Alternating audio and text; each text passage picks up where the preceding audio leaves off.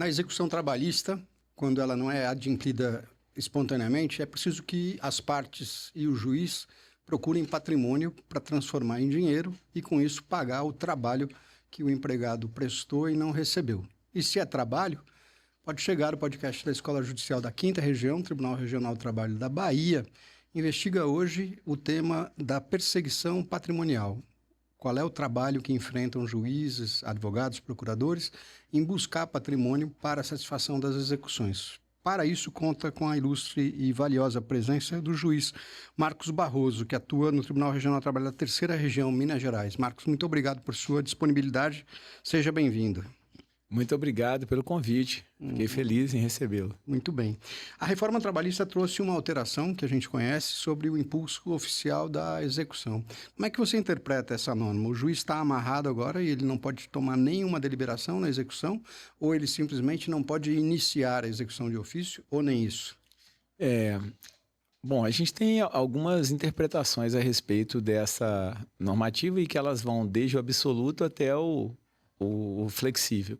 A interpretação que algumas pessoas dão a respeito diz que a parte deveria promover a execução e isso inclui inclusive o início. Sim. Fazer uma petição solicitando que quer a movimentação da execução, que o processo seja pago.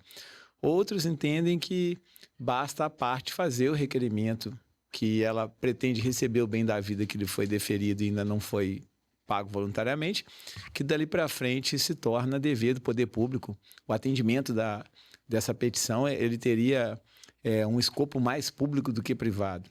E existe uma última vertente, vamos dizer assim, que diz que, na verdade, pelo artigo 2º do CPC, a jurisdição começa por pedido da parte, mas se desenvolve por impulso oficial e ela deveria integralmente desenvolver por impulso oficial. Inclusive a parte da satisfação, né, que são as garantias constitucionais. Tem vários dispositivos que são considerados dispositivos dourados assim, da norma processual. O CPC, no artigo 6º, fala que todos têm o direito de uma decisão de mérito justa, razoável, e célere. Então, não adianta entregar a decisão e não entregar o conteúdo da decisão. Sim, parece paradoxal não proferir a sentença e ficar esperando que alguém se mova. Marcos, desculpa, eu tenho um entendimento que é pensamento meu. No caso da jurisdição trabalhista, ela é jurisdição privada até a aprovação da sentença. Da sentença transitada em julgado para frente, da decisão transitada para frente, nós temos o interesse público. Um Estado que não dá conta de fazer valer as suas decisões, ele perde o caráter de um Estado soberano e isso gera diversas consequências. Estimula o descumprimento. Ele promove uma mentalidade, não de todos, mas de algumas pessoas, de que, olha, se você não fizer tudo bem, porque vai ficar desse jeito. Então, o interesse primário, na verdade, de fazer as suas próprias decisões serem cumpridas, na minha visão, é do Estado. Inclusive concordei integralmente com a sua colocação, mas inclusive para evitar a proliferação de ações, né? Porque se você diz para a parte que é devedora, que não tem problema nenhum ela ser devedora, ela vai continuar resistindo e vão aparecer mais processos, né? Para a gente poder tramitar. Sim, uma jurisdição efetiva que ela é entregue do ponto de vista do equilíbrio das forças, ou quando há o desequilíbrio, a própria norma processual estabeleceu esse desequilíbrio, mas de alguma forma ela transitou em julgado com toda a lisura processual. A partir daquele momento, quando o Estado ele se mostra um Estado efetivo, ele faz com que a decisão dele seja cumprida, isso gera uma repercussão naquela sociedade inserida no poder daquele Estado, que ele fala, olha, nós vamos ter aqui a dialética do processo, eu vou apresentar meus argumentos, o outro vai apresentar os argumentos e tal, e quem, no final das contas, sair vencedor, é uma certeza quase absoluta que aquele direito vai ser entregue. E aí, muitas reflexões acabam gerando. Eu falo, olha, eu vou ficar protelando um processo, porque depois um direito, porque depois isso pode ter juros, custos, isso pode ter honorários de advogado para pagar. Hoje, um tema que está em voga, Marcos, é a questão das chamadas litigâncias predatórias, litigâncias de massa, né? E existe uma vertente que fala da predatória ativa e predatória passiva, né? Que são aquelas pessoas que habitualmente, não, eu prefiro descumprir e vamos ver se eu vou ser demandado. Ótima lembrança, Marcos. O ministro Herman, do Superior Tribunal de Justiça, recentemente falou em público sobre isso, dizendo, ele disse, né, me preocupam mais aqueles que ilegalmente procrastinam o cumprimento das decisões do que as ações que chegam repetidas em massa, etc. É um problema muito delicado. E que está diretamente ligado a isso que você coloca. Se não for efetivo, estimula mesmo que apareçam. Mas o juiz investigar não quebra a sua parcialidade, que é um dever fundamental da jurisdição? Então, essa pergunta é uma pergunta excelente. A imparcialidade do juiz, ele existe como juiz, vamos dizer, condutor do processo. Sim. A gente poderia citar até uma partida de futebol. O juiz ele tem que ser isento, deixando os players ali interagirem segundo as normas de processo, segundo as normas do jogo de futebol. Mas, a partir do momento em que o processo transitou em julgado, ele deixa de ser o juiz isento na questão. Ele passa a ser o juiz Estado. E o Estado ele deu uma decisão. Então, se o Estado condenou alguém a pagar R$20 para uma outra pessoa, quando aquela pessoa que deve pagar os R$20, ela opta por não pagar, voluntariamente opta por não pagar. E a situação ela é grave porque não basta apenas optar por não pagar. Basta também o que acontece, essa pessoa não comparece em juízo e dá uma satisfação. Ela diz assim, olha, eu não posso pagar esses R$20, que nesse momento eu não tenho esse dinheiro, mas vamos tentar uma opção, vamos ver. Não, a pessoa simplesmente não paga, espera os prazos de vencerem, opta pela inércia, muitas das vezes pelo desaparecimento e supressão dos seus próprios bens. E aí a gente tem um cenário. De um lado, o credor, que ficou de mãos abanando, mas a gente, na minha visão, tem um lado muito pior, que é um Estado ver essa situação de não pagamento ativo, no sentido de realmente ocultar, desfazer dos seus patrimônios. Ele não veio a juízo e falou que não tem condições, ele não se mostrou... Doloso, né? Exatamente. Intencional. E isso é um demérito, eu considero, para o Estado. O Estado não pode aceitar isso. O Estado deveria aplicar a lei no rigor da lei, inclusive com penalidades previstas no 774, por exemplo, do CPC, punindo a pessoa que oculta seu patrimônio, punindo a pessoa que pratica certas estratégias. Porque a credibilidade do Estado foi posta a xeque. Então, nesse momento do processo, não é que o juiz perde imparcialidade. Ele também vai executar, não é de toda forma, mas segundo as normas do processo que regem a execução. Mas ele adquire o protagonismo nessa fase, porque o credor é prejudicado, mas o Estado é muito mais. Claro, excelente. Eu me lembrei de uma frase antiga de um vice-presidente do TST, aposentou-se como vice-presidente e antes foi corregedor, Ronaldo Leal, que tinha originado lá da 4ª Região, acho que 42 ou 43 anos de magistratura. Quando passou pela corregedoria, encontrou muitas dificuldades na execução, que é um tema conhecido de todos nós. E ficou muito chocado com isso, porque estava no tribunal há muitos anos, longe dessa realidade, e quando foi correcionar as diversas regiões, percebeu o desespero das pessoas, 5, 6, 7 anos. Ele disse o seguinte, é preciso que a gente mude de postura. Na fase de conhecimento, a parte merece tratamento urbano e devido ao processo legal. Na fase de execução, só tratamento urbano, quer dizer, autorizando os juízes a violarem o devido processo legal para chegar na consecução. Claro que, metaforicamente, né? Ele não estava estimulando ninguém a descumprir nada. Mas achei interessante, porque, olha, agora a gente não tem mais espaço para idas e vindas, né? É para cumprir definitivamente. E como é que aparece a investigação patrimonial neste contexto? É uma atividade do juiz que ele faz como para desenvolvê-la? Então, ao longo do tempo, antes de entrar na magistratura, eu fui auditor fiscal e depois na magistratura, a partir de 2009, 2008, na verdade, eu comecei esse trabalho. Houve a implantação dos sistemas Judes, né? Naquela época, nós tivemos o Bacen Jude, o Renajude e o Infojude, com dados da Receita Federal. E a investigação patrimonial, naquela época, ela surtia algum efeito, porque não havia uma difusão de como ela ocorria. E também a gente tinha um mercado financeiro, a gente tinha um mercado uma sociedade, vamos dizer, com produtos mais restritos. Eram poucas as opções de estratégia de proteção patrimonial. Hoje, em virtude de 2009 para 2025, lá vamos aí 16 anos, o mercado, a rede mundial de computadores, os serviços, eles se aprofundaram bastante. E eles se aprofundaram bastante, tanto como facilitadores em várias tarefas. Hoje tem a IA que produz inúmeras questões que abreviam tempo, agregam qualidade ao seu trabalho. Mas, por outro lado, nós temos pessoas e empresas que se dedicam à proteção patrimonial, explorando a diversificação que encontra no mercado hoje. Então, hoje no mercado financeiro, por exemplo, a gente tem vários produtos que antes não eram mencionados, nem existiam, e eles servem como excelentes estratégias de proteção patrimonial. Como que entra a situação da investigação patrimonial? Ela tem uma literal aplicação do nome investigar mesmo.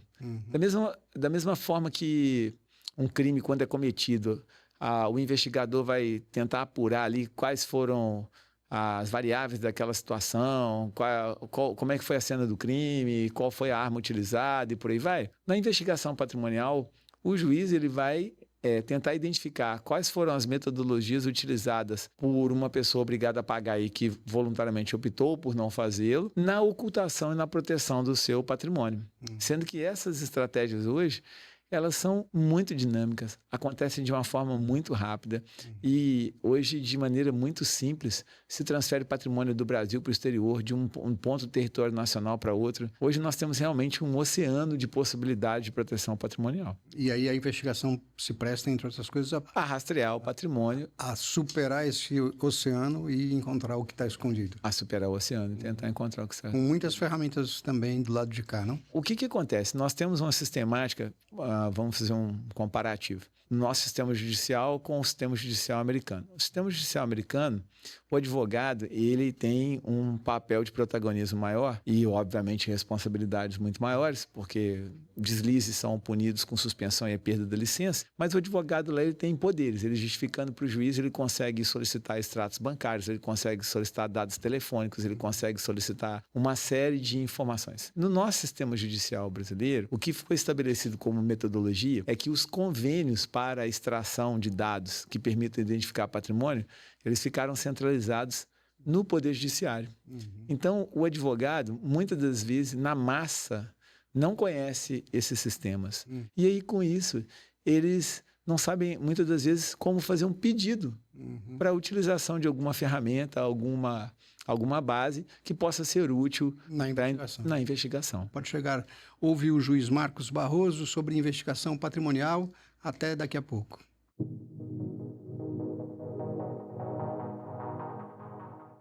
Investigação patrimonial é o tema do Pode Chegar deste episódio, que conta com a participação do juiz Marcos Barroso. Marcos, vamos examinar, então, algumas dessas ferramentas para ter maior clareza do que é possível a parte postular. O menu é seu. Você quer começar por qual delas? Então, Marcos, a gente pode dividir basicamente em 3 áreas de dados de pesquisa, tá? Uma área, a parte não precisa sequer do Poder Judiciário, que é a chamada fonte de dados abertos, OSINT, Open Source Intelligence. São bases de dados que estão disponíveis aí na rede mundial de computadores, como, por exemplo, o Sintegra, que ele busca dados de todas as juntas comerciais do Brasil, o advogado pode acessar. Ele tem a base de dados abertas da Receita Federal, que faz busca de CNPJs, composição societária, data de entrada e saída de sócios. É uma fonte de dados aberta. Ele tem os portais de transparência. Ele tem alguns portais de dados aí que são pagos, mas os valores são valores pequenos, que eles fazem uma compilação de dados, e dados assim, muito relevantes a respeito de pessoas. Então, essas são as chamadas fontes de dados abertas no sentido de que elas estão disponíveis para o público e não contêm uma restrição judicial para acessá-las. Quando a gente entra na base de dados, vamos dizer, que demanda autorização judicial, a gente meio que pode dividi-las em 2 tipologias: as bases de dados do mercado financeiro e as de dados fiscais. Do mercado financeiro, a mais comum é a base de afastamento de sigilo bancário do Sisbajud, que tem vários itens ali. Podem ser pedidos faturas de cartão, de crédito, pode ser pedidos termos de abertura de conta, pode ser pedido extratos de contas de investimento, extratos de movimentação, tanto detalhados, com a origem e destino do dinheiro, como extratos simples, mas que servem para muitas utilidades processuais. Extratos de câmbio, então, se a pessoa realiza câmbio, opera câmbio, a gente pode fazer essa solicitação. E na parte dos dados fiscais, a gente tem uma série de outros dados, como, por exemplo, na base JUD, o InfoJUD, né, nós teríamos as declarações de imposto de renda, a gente teria as declarações de imposto de renda da pessoa jurídica, que hoje é o módulo do SPED, que é a Escrituração Contábil Fiscal, a gente tem a E-Financeira, a gente tem a DOI, que são imóveis, a gente tem a Decred, que são transações de cartão de crédito, não a transação em si, mas o dado bruto, né, do cartão de crédito. A gente tem a declaração de atividades imobiliárias, a DIMOB, que busca tanto aluguéis quanto incorporações, lançamentos, né, imobiliários. A gente tem a base do InfoSeg, que embora o nome seja informações de segurança, a parte principal dela, o conteúdo, vem dos dados fiscais, então por isso que eu colocarei ela dentro do módulo fiscal. A gente tem dados de inteligência financeira, que vem do Conselho de Controle de Atividades Financeiras, popularmente conhecido como COAF. Então, nós temos assim, um espectro bem razoável de base de dados. O que é que eu encontro no COAF útil para a execução? Então, o COAF, quando a gente fala da formação da base de dados, a gente tem duas origens. O próprio declarante e terceiros. A declaração oriunda do próprio declarante, como nossa declaração de imposto de renda, ela tem uma credibilidade relativa. Por quê? Porque os dados ali inseridos, eles vieram do próprio contribuinte. Interessado, No caso do COAF, os dados que são registrados lá, eles vêm do chamado setor obrigado, ele vem de terceiro, ele não vem da pessoa que foi informada. E existem lá as tipologias que as normas de prevenção à lavagem de dinheiro estabelecem como obrigatórias para a comunicação. Por exemplo, você fazer uma transferência bancária acima de R$100.000, isso gera uma comunicação automática.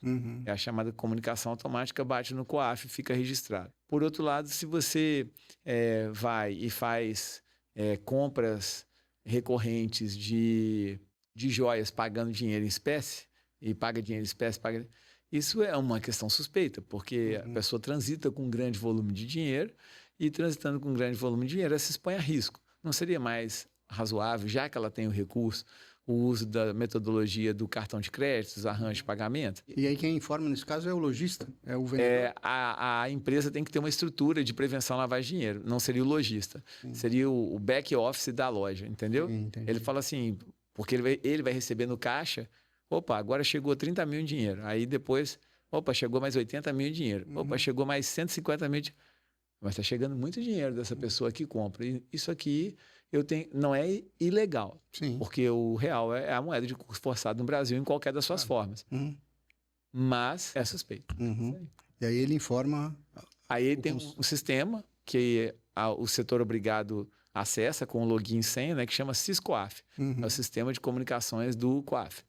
Ele entra e ele descreve que nos dias tais, a pessoa com CPF tal, nome tal, compareceu nessa joalheria e adquiriu itens, ele não precisa descrever quais, mas adquiriu itens nos valores de tanto, pagando todos em espécie. Aí ele descreve o fato, que seria fato suspeito. Outro fato suspeito, por exemplo, que representa irregularidade, deveria ser comunicado. Quando você tem um boleto de um aluno pagando uma mensalidade, a faculdade é cedente, o aluno é o cessionário. Sim. E quando esse boleto ele é efetivamente descontado, debitado, o recurso deveria obrigatoriamente cair na conta da faculdade, porque ela é a emissora do boleto. Quando a faculdade utiliza uma estratégia de falar assim, olha, eu vou te dar o boleto, mas aqui no boleto o pagamento não vai ser feito para mim, vai ser feito para uma terceira empresa, que vai ser minha gestora de recursos, porque eu tenho dívidas e não quero ser bloqueado, ter contas bloqueadas por causa dessa dívida. A instituição financeira que vê esse tipo de comportamento é um chamado comportamento suspeito, ela deveria comunicar ao COAF. E aí então o investigador, o juiz da execução, pode entender que esse terceiro não é só um gestor, né? Não é só um gestor. Provavelmente um laranja para... Sim, o COAF, o RIF, que é o Relatório de Inteligência Financeira, ele traz dados muito bacanas, muito úteis assim às execuções, porque são estratégias que foram pegas na ponta da linha pelo operador.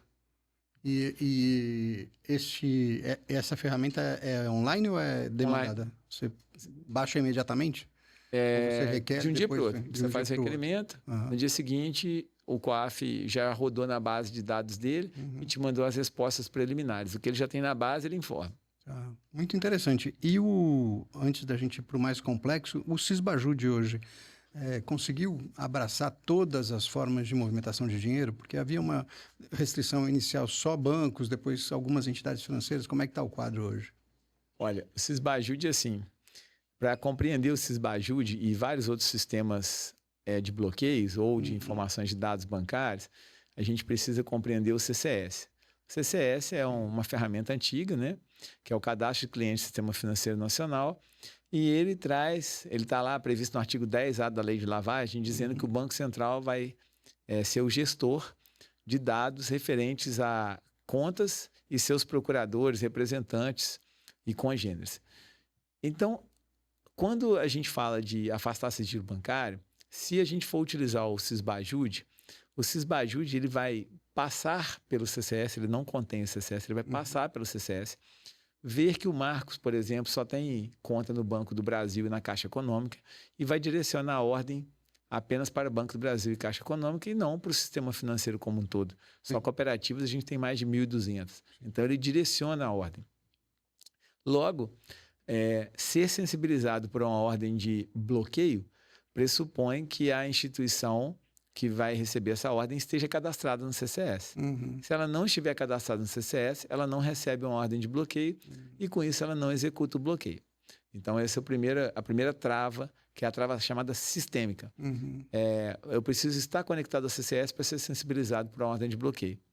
Mas a gente tem outras travas que hoje as pessoas que planejam proteção patrimonial, blindagem patrimonial, exploram com maestria, de forma exemplar.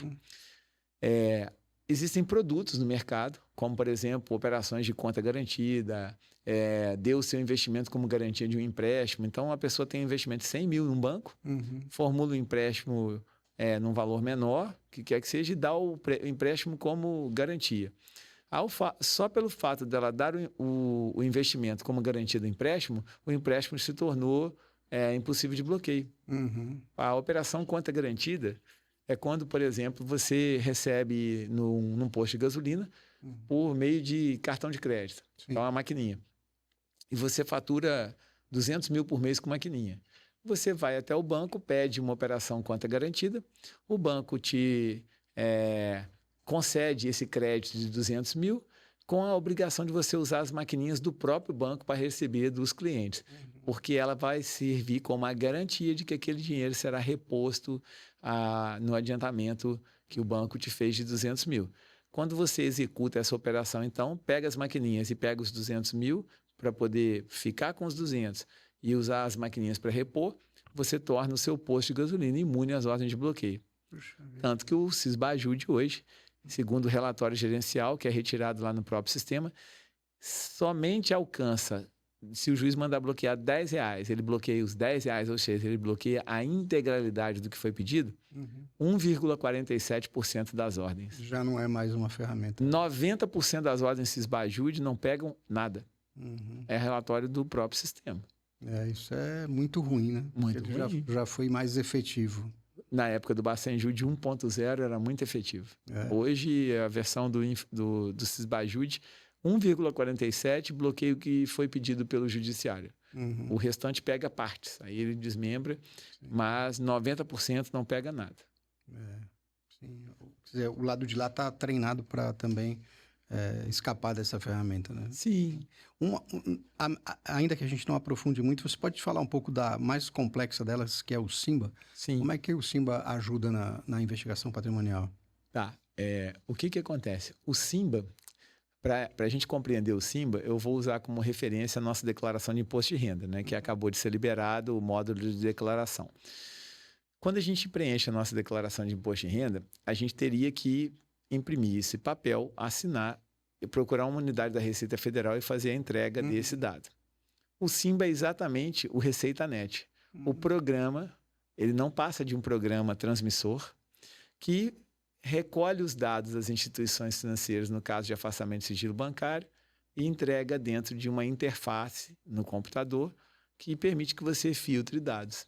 Só isso. O Simba ele é um meio de transmissão de dados pelas instituições financeiras em matéria de afastamento de sigilo bancário, que hoje já não é mais só bancário. O Simba ele recebe bem mais dados além dos bancos, Financeiros. dos dados bancários. Ele recebe hoje dados de seguradoras, ele recebe hoje dados de criptos, ele recebe uma série de outros dados. Alguns são comunicados eletronicamente pelo Sisbajud e outros por ofício. Mas o Simba hoje ele tem um escopo, um espectro bem maior do que quando ele iniciou lá pelo ano de 2009. Pode chegar, o podcast da Escola Judicial da 5ª Região, Tribunal Regional do Trabalho na Bahia, investigou hoje o tema da investigação patrimonial. Até o próximo episódio.